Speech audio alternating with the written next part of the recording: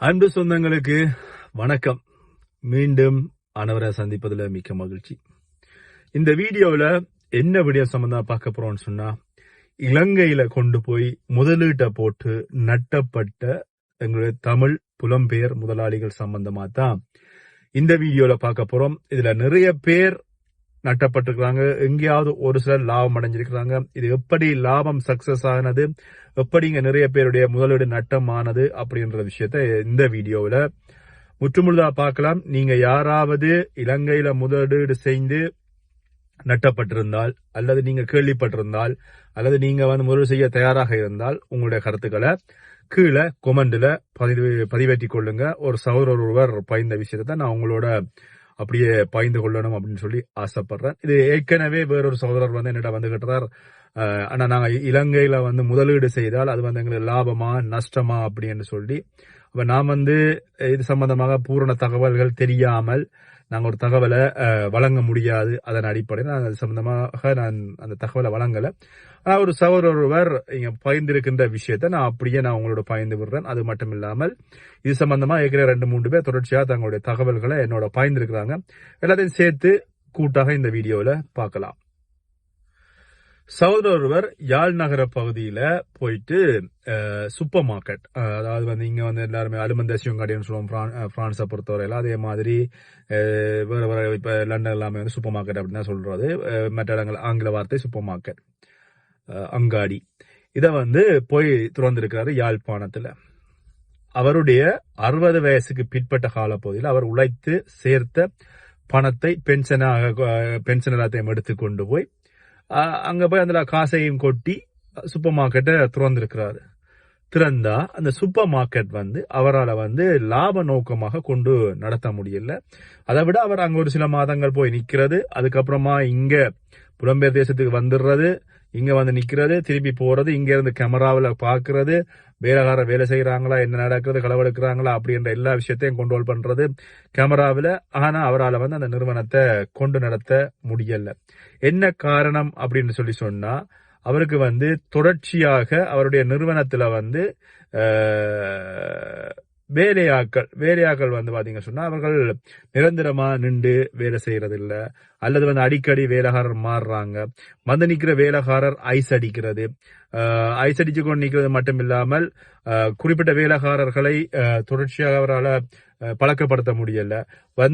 ஒரு மாசம் வேலை செய்வாங்க, பழகுவாங்க, அதுக்கப்புறமா விட்டுட்டு ஓடிடுவாங்க, அல்லது அவங்க வேறொரு தொழில் துவங்கி போயிடுவாங்க, இல்ல வெளிநாடு கண்டு வலிக்கிட்டு போயிடுவாங்க. அதை இங்க தொழிலை பழகிட்டு வேறொரு நிறுவனத்துல போயிட்டு வேலை செய்வாங்க. இப்படி இருக்கிறதுனால அவரால் தொடர்ச்சியாக அந்த நிறுவனத்தை கொண்டு நடத்த முடியல அப்படின்றது அவருடைய கவலையாக சொல்லியிருந்தாரு. இதுக்கு என்ன செய்யறதுன்னு என்னால தெரியல. தான் அந்த நிறுவனத்தை விட்டுட்டு நாம் வெளியில வருவோமா அப்படின்னு சொல்லி யோசிக்கிறேன் அப்படின்னு சொல்லியும் சொல்லியிருந்தாரு. ஆனால் போட்ட முதலே எடுக்கணும் என்றதுக்காக தான் முடிஞ்ச வரை போராடி கொண்டிருப்பதாகவும் குறிப்பிட்ட அந்த சகோதரர் பயந்திருந்தார். இல்ல என்ன பிரச்சனைன்னு சொன்னா, வர்ற வேலைக்காரர் இங்க வெளிநாட்டுல இருக்கிற மாதிரி தான். ஒருவர் நிரந்தரமாக வேலை செய்கிறார்கள் இல்ல எங்களுடைய வடபகுதி இளைஞர்களை எடுத்து வேலை வச்சிருப்போம் அப்படின்னு சொல்லிச்சேன்னா அவர்களுக்கு அங்க இருக்கின்ற என்ன சொல்ற ஆடம்பர வாழ்க்கை காரணமாக அவர்களால சரியான முறையில வேலை செய்கிறார்கள். அவர்கள் ஆடம்பர வாழ்க்கையை தான் விரும்புகிறார்கள். சரியான நேரத்துக்கு வேலைக்கு வருவதில்லை. கடையை 9 மணி திறக்க சொன்னா 9 மணிக்கு திறக்க மாட்டாங்க, 10-10:30 ஆகும். தான் இங்க இருந்து தொலைபேசி அழைப்புல அடிச்சு சொன்னாலும் அதை கண்டுகொள்றது இல்ல. கணக்குகள் வழக்குகள் சரியா பாக்குறதில்ல, வங்கியில கொண்டு காசுல சரியா போடுறதில்ல, வார கணக்கு பேங்க்ல இல்ல வருமானம், அதாவது அன்றாட வியாபார லாப கணக்குகள் சரியான முறையில இல்ல. இப்படி இருக்கின்ற பொழுது இவர் என்ன செஞ்சிருக்காருன்னு சொன்னா, வேற நாட்டவர்களை எடுப்போம்னு சொல்லி மலையக தமிழ் படியங்களை எடுத்திருக்கிறார். அதுல இப்ப யாழ்ப்பாணத்துல நிறைய பேர் உங்களுக்கு எல்லாருக்குமே தெரியும், இந்த பல்கலைக்கழகத்துல படிக்கிறவர்கள் அநேகமா பார்ட் டைம் ஜாப்பா வருவாங்க, பார்ட் டைமா வேலை செய்வாங்க. அப்படி எடுத்த பொழுதும் அவங்க ஒரு கொஞ்ச நாள் வேலை செய்வாங்க, விட்டுட்டு போயிடுவாங்க. சில நேரங்கள்ல இவர் அவங்களோட பேசுற மொழியை புரியாம இருக்கும். அதுல ஒரு சிலரை நம்பி வேலைக்கு வச்சிருந்தா அவங்க நம்பி போட்டு கழுத்து அறுத்து போட்டு போயிருக்காங்க. அப்படியே காசு எடுத்துக்கணும் அப்படியே போயிருக்கின்ற பொழுது இவரால் என்ன செய்யறது அப்படின்றது தெரியாம இறுதி கட்டமாக இப்ப அந்த அந்த தொழில் நிறுவனத்தை மூடலாம் அப்படின்னு சொல்லி வந்திருக்காரு. அவ நீங்க கேட்கலாம், சில நிறுவனங்கள் வந்து எப்படி லாப நோக்கத்தோடு பயணிக்கிறது, சில நிறுவனங்கள் பெரிய லாபம் காட்டுறாங்களே அப்படின்னு சொல்லி. அதுக்கு பின்னாடியும் வந்து பாத்தீங்கன்னா ஒன்று வந்து சரியான முறையில சம்பளம் கொடுக்க மாட்டாங்க. குறிப்பிட்ட முதலாளி அந்த இடத்துல 24 மணி நேரம் நிற்பார். இங்க வெளிநாடுகளுக்கு வருவதை விடுத்து அங்க வந்து நிற்பார். அப்படி அவர் இங்க வர்றாரு சொன்னா அவருக்கு நம்பிக்கைக்குரிய ஒன்று அவருடைய மனைவியோ அவருடைய பிள்ளையோ வந்து அந்த இடத்துல நிற்கின்ற பொழுது என்ன செய்யணும், வேலைக்காரர் வந்து கண்காணிக்கப்படுவாங்க. கண்காணிக்கப்படுகின்ற பொழுது அவங்க வந்து அங்க வேலை செய்யறதுக்கான வாய்ப்புகள் கூட இருக்கு. அது மட்டும் இல்ல, இங்க இருந்த கேமராவில் நீங்க கண்ட்ரோல் பண்ணி ஒன்றுமே செய்ய முடியாது. கேமராவில் எவ்வளவு நேரம் கண்ட்ரோல் பண்ணுவீங்க? நீங்கள் 24 மணி நேரம் போன்ல கேமரா பார்த்துக்கொண்டே இருக்கலாது. அதுக்கு நீங்க அங்கேயே போய் நின்று வேலை வாங்கலாம். அப்படி இருக்கின்ற பொழுது நீங்கள் அந்த இடத்துல நிற்கின்ற பட்சத்துல மட்டும் அவங்க வேலை செய்யறாங்க. நீங்க அவங்கள விட்டுட்டு நீங்க அவங்கள நம்பி அவங்களாம் தொழில் செய்யறாங்க அப்படின்னு சொல்லி விட்டுட்டு வெளியில வந்தா அங்க வந்து பாத்தீங்கன்னா செய்யறது எல்லாமே வந்து ஏமாற்று வேலை, சுத்தமாத்து வேலை. அது எங்களுடைய வடபகுதியில இருக்கின்ற இளைஞர்களா இருந்தாலும் சரி, வேற மாகாணத்தில் இருக்கின்ற இளைஞர்களை கொண்டு வந்து போட்டு வேலை பயிற்றுவிக்கப்பட்டு செய்தாலும் சரி. இந்த குறிப்பிட்ட அண்ணா சொன்னாரு, மலையக தமிழர்களை போட்டு அவங்கள போட்டு செய்கின்ற பொழுது அவங்களும் சரியா நிக்கிறாங்க இல்லையா அப்படின்னு வேற என்ன செய்யறாங்க, பொம்பளை பிள்ளைகளை எடுத்து போட்டுருக்காங்க. சிங்கள பொம்பளை பிள்ளைகளை போட்டா சிங்கள பொம்பளை பிள்ளைகளுக்கு வந்து தமிழாக்கள் வந்து கேட்கிற சாமான சரியான கொடுக்க முடியல. அதே மாதிரி கேட்கிற அந்த கம்யூனிகேஷன் ரெண்டு பேருமே வந்து கதைக்கிறது விஷயம், அதாவது விளங்கப்படுத்துறது, இந்த பொருட்கள் இருக்கா இல்லையா, அதை வந்து என்ன கேட்கிறாங்க, என்ன கேட்கிறாங்கன்றத எடுத்து கொடுக்கறது, அப்படியான விஷயத்துல வந்து ரெண்டு பக்கமும் வந்து பாத்தீங்கன்னு சொன்னா அண்டர்ஸ்டாண்டிங் பிரச்சனை. அது மட்டும் இல்லாமல் ஆங்கில அறிவு அந்த பிள்ளைகளுக்கு சிங்கள பிள்ளை தெரிஞ்சா வேற கஸ்டமர் எல்லாருக்கும் வந்து ஆங்கில அறிவு தெரியுமா அப்படின்றது கேள்விக்குறி. இல்ல வர்றவங்க ஆங்கிலத்தை கேட்டா அங்க விற்கிறதுக்கு நிக்கிற பிள்ளை வந்து சிங்கள பிள்ளையா நிக்கின்ற பொழுது அது அந்த பிள்ளைக்கு வந்து ஆங்கிலம் தெரியுமா அப்படின்றது இன்னொரு கேள்விக்குறி. இப்படி இருக்கின்ற நேரத்துல இன்னும் ஒரு பிரச்சனை என்ன சொன்னா, பொம்பளை பிள்ளைல வேலைக்கு போறதால அந்த கடைகளை வந்து வெளியில இருந்து வர இளைஞர்கள் அந்த பொம்பளை பிள்ளையோட சேட்டை விடுற பிரச்சனையும் வந்து அவருக்கு தெரியும் பெரிய ஒரு பிரச்சனையா இருந்தது. அது கடைசியில தான் பொலிசார் தொலைபேசி அழைப்பாக்க வேண்டிய ஒரு நிர்பந்தத்துக்கு தள்ளப்பட்டது அப்படின்னு சொல்லி எனக்கு அது ஒரு பெரிய ஒரு வேதனையான பிரச்சனையாக, அல்லது ஏண்டா நாங்க யாழ்ப்பாணத்துல வந்து ஒரு நிறுவனத்தை துறந்தேன் அப்படின்னு சொல்லி ஒரு கவலையை ஏற்படுத்துகின்ற விஷயமாக இருக்கிறதா. அதனால தான் அந்த நிறுவனத்தை வித்து போட்டு வெளியில வரலாம் அப்படின்னு சொல்லி முடிவெடுத்திருப்பதாகவும் சொல்லப்படுறது. இதுல இந்த வீடியோல வந்து இன்னும் ஒரு விஷயம் என்ன, இங்க புலம்பெய தேசத்தில் இருக்கின்ற இந்த இங்கே ஒருவருக்கு 60 வயசு ஆகுது அப்படி என்று சொல்லி சொன்னா அந்த 60 வயசுல இவருக்கு கிடைக்கிற பென்ஷன் காசை கொண்டு போய் யாழ்ப்பாணத்துல முதலிட்டு இறுதி காலத்துல தான் அங்க போய் செட்டில் ஆகலாம், அல்லது அந்த இறுதி காலத்துல எடுத்த காசை கொண்டு போய் அங்க வச்சு உழைச்சி ஏதாவது ஒரு நிலைமைக்கு வரலாம் அப்படின்ற அடிப்படையில தான் கொண்டு போய் முதலிடுறாங்க. அங்கே கொண்டு போய் முதலிடுகின்ற போது அந்த முதலீடு சரியாக வருகிறதா அப்படின்னு சொல்லி பார்த்தா இல்ல. எங்கேயாவது ஒரு சிலர் வந்து சாத்தியக்கூறாக்குறாங்க. மற்ற அநேகமாக 190% இந்த தொழில் ரீதியான பிரச்சனை வந்து பாத்தீங்கன்னு சொன்னா நட்டத்திலேயே போய் முடிகிறது அப்படின்றதான் உண்மையான கருத்து. என்ன சொன்னா அவ்வளவுக்கு லாபமும் இல்ல, வேலை செய்யறவர்களும் சரியா வேலை செய்கிறார்கள் இல்ல. அது மட்டும் இல்லாமல் வேலை செய்பவர்களை தாண்டி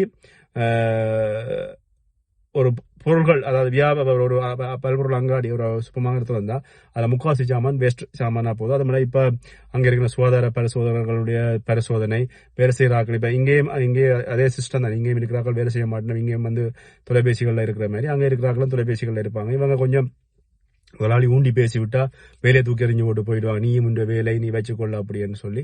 இப்படியான நேரத்துல வந்து புலம்பெய தேசத்திலிருந்து கொண்டு போய் போடப்படுகின்ற அந்த காசு, இங்க குளிர்ல பனியில காஞ்சி உழைத்த காசு அவ்வளவும் வந்து அங்க வேஸ்ட் மணியாக போறது, அவ்வளவு வந்து குப்பையில போடப்படுகின்ற காசாக போகிறது அப்படின்றது அந்த அண்ணா சொன்ன ஒரு கவலையான கருத்து. எங்கேயாவது ஒரு சிலர் வந்து பாத்தீங்கன்னு சொன்னா முதல்ல போட்டு அவர்கள் அங்கேயே நிற்பார்கள்.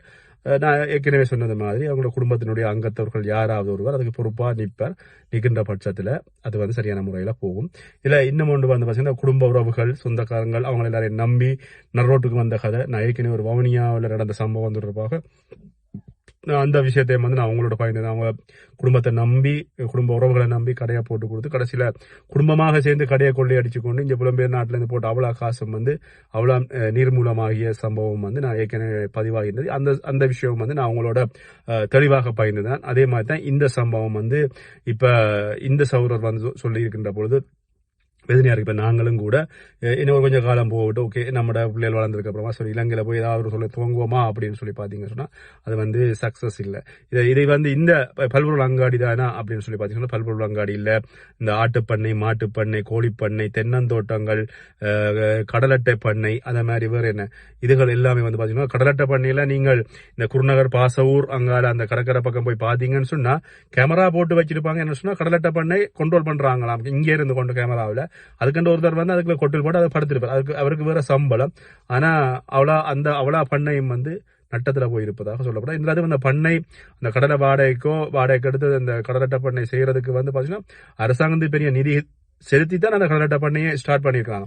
அப்ப அப்படி இருக்கின்ற பொழுது அப்படி ஒரு நட்டம் செய்யறாம அந்த கடலட்டை பண்ணையில வந்து காவலுக்கு அவ்வளோ கேமரா ஃபிட் பண்ணியும் ஒரு காவலாளி வச்சும் சரி அந்த காவலாளி சரியான இல்ல சரி அந்த கடலட்டை பண்ணியை வச்சு போட்டு அதை வந்து மாத்தி கள்ள வேலைகள் செய்து தாங்கள் வேற இன்னொருத்த கொண்டு போய் அதை வியாபாரம் செய்யறது. தென்னந்தோட்டம் சொன்னா தென்னந்தோட்டத்தை வந்து தேங்காயில பிடுங்கி வித்து போட்டா இல்ல தென்னந்தோட்டம் வந்து என்ன சொல்ல சோடபத்திட்டு சொல்லி சொல்றது. மாட்டு பண்ணையை வந்து புலி திண்டுட்டுது, கரடி திண்டுட்டுது, அல்லது வந்து இவங்களே வித்து போட்டு அல்ல இவங்களே அடிச்சு சாப்பிட்டு ரஜியாகி போட்டு அப்படி மாட்டு பண்ணை அப்படி அது மாட்டை வந்து விற்கிறது அல்லது மாட்டை அடிச்சு ரஜியாக்குறது, மாட்டை ரஜிகளை வித்து போட்டு இல்லைன்னு சொல்றது. இந்த பாலுகளை பிடிஞ்சு மாட்டுப்பால் ஆட்டுப்பாலை கறந்து வித்து போட்டு அதை காசாக்கி போட்டு இல்லைன்னு சொல்றது.